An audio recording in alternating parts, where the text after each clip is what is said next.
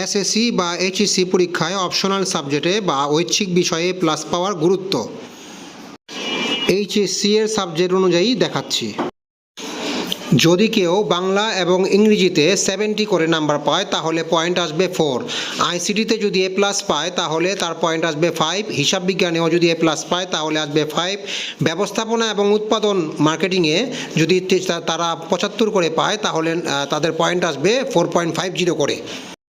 সবগুলি পয়েন্ট যোগ করলে হবে 27। 27কে যদি আমরা 6টি সাবজেক্ট দিয়ে ভাগ দেই তাহলে তার পয়েন্ট হবে 4.50। আর যদি সে ঐচ্ছিক বিষয়ে এ প্লাস পায় তাহলে তার মোট পয়েন্ট 27-এর সাথে 3 পয়েন্ট যোগ হবে, তাহলে হবে 30 পয়েন্ট।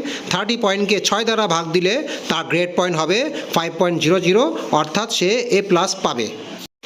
শুধুমাত্র 4 সাবজেক্টে এ প্লাস পাওয়ার কারণে কোনো স্টুডেন্টের রেজাল্ট 4.50 থেকে 5.00 হয়ে গেল।